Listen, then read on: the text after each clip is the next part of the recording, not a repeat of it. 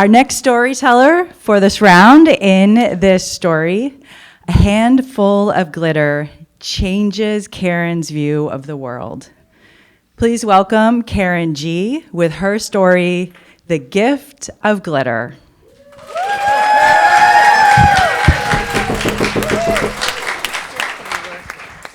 Thank you. Oh, wow, these lights are quite bright. In 1985, we got married, quit our jobs, vacated our apartment, and moved to the land of beautifully wrapped gifts, sushi and samurai. My new husband at the time, he only had one item on his bucket list, and that was to live in Japan. So off we went to Tokyo with $750 in our pocket. Like most gaijin or foreigners, we taught English. I applied to teach returnee kids, and these were children of parents who are working in English-speaking countries for a number of years and were now returning back to Japan to their headquarters. In the actual interview for this job, I left out a teeny tiny little secret. I kind of don't like you little kids. In fact, I can't stand them. They're noisy, they don't listen, and they often don't even wash their hands after using the bathroom. I mean, is that gross or what? Oh, but how bad could it be?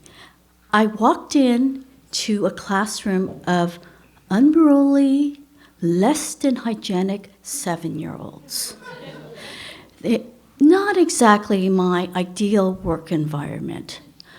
But what saved me was there was this one girl named Yuki who I was oddly fascinated by. She never talked to anyone. She never looked at anyone. She just had this mysterious air about her that I found so intriguing. When I called on her to read out loud for the first time, I was enchanted by her beautiful British accent. In December, I had this great idea to have the kids make holiday cards as gifts for their parents. And so I started to assemble this huge box of art supplies, which included things like, paints, glitter, no, not glitter yet, paints, different colored paper, pens, etc. But the thing about the glitter was I couldn't find any in Tokyo. So I actually called home and had my immigrant Chinese parents, go to all these art supply stores to find different kinds of glitter that they had never even seen before. And so they sent it to me. And so I lugged this big box of supplies to the class, and I was so excited. I thought an arts and crafts project for these kids. Then I realized, oh my God, what was I thinking? There are 37-year-olds, one teacher, me, and a loosely structured art project. It was pure chaos. Most of the kids went off the rails. Some of them played catch with balled up pretty paper. Others glued cotton balls that were meant for Santa's beard onto their friends' faces. And in the case of two especially creative young people, they shampooed their hair with Elmer's glue. I wanted to scream, I hate kids. But split second before I completely melted down, I sensed someone behind me. This little girl. It was Yuki, and she was looking me directly in the eye.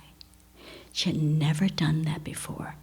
This shy little girl slowly raised her left hand to reveal a palm full of green glitter. And then out of the blue, she smiled and started laughing.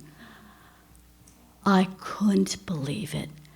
My ovaries twitched.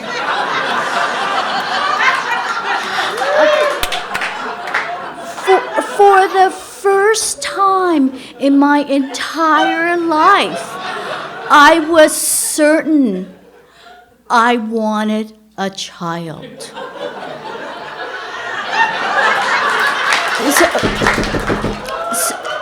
So I ran home to our apartment to tell my husband, who had always wanted kids. I told him, I want kids now too.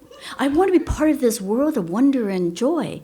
And we decided that, let's wait a year until we return back to the States before starting to have a kid. And I said, sounds like a good idea. Then month after month after month, no pregnancy. Test after test after test, no medical reasons. 15 months later, I did get pregnant, and I started thinking of ourselves as a family of 3 right before I had a miscarriage. I didn't know it was possible to feel the level of heartbreak that I felt. Then 2 years later, we were staring at a positive home pregnancy test. And we were trying not to be too hopeful because what had happened before. But with each day, month,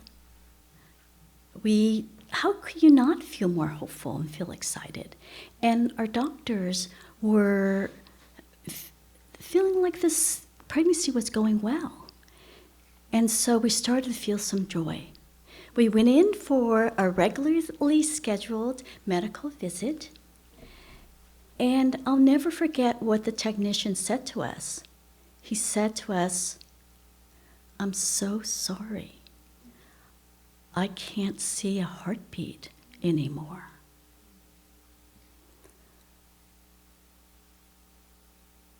But life had to go on. Every morning, I had to drag myself out of bed and go to my job at Cal, where I was a professional sex educator. And on most days, I lectured, gave workshops, and talked to individual students about sexuality issues, including topics like contraception, how not to get pregnant, other topics like the gift of sexual pleasure. And yet, my relationship to sex at home had totally changed. Fun, spontaneous sex became timed reproductive sex. I felt broken, like I was a puzzle that didn't fit anymore. And just when I thought that things couldn't get worse, my wonderful, beloved teaching assistant got pregnant when the condom broke and the morning after pill failed. The bitter irony of our situation was not lost on us. We cried for ourselves and for each other. Finally, after enduring 5 years of loss and pain, I was in the hospital, about to give birth. The labor went on for so long, and I was completely depleted. And my husband was of little help. The man needs a lot of sleep. So half the time, he was in the armchair, asleep, snoring away, as I, who is known in some circles as a queen, was suffering. His main contribution to this whole situation was one of his little sperm. So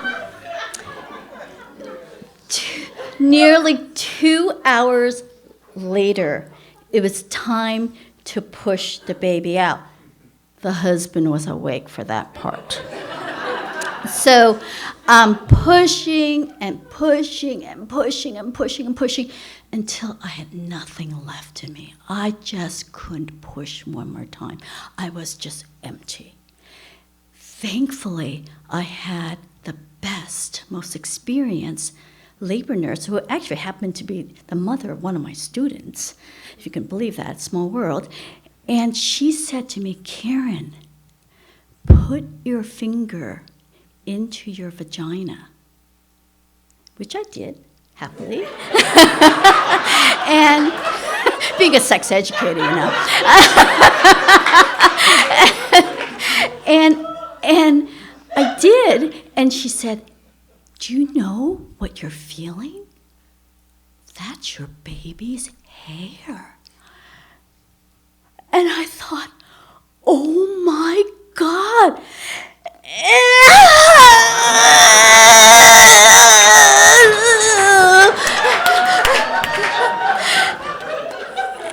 And then there she was, in my arms, the most precious gift from the universe.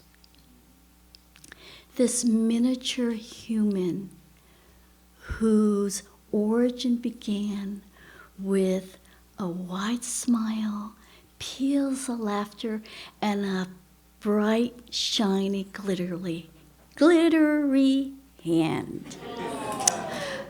P.S. Before you start to shout and clap, P.S. My husband's been the best, most loving father to our daughter. Yeah. And 28 years later, I've almost finished forgiving him for sleeping through most of the labor. And I've almost forgiven him for forgetting to take a picture of the baby coming out. Instead, do you know what we have? We have a lovely photo of the child's placenta. He's right there if you would like to speak to him. And yes, he's a gift too. We're going on 35 years of marriage. Thank you.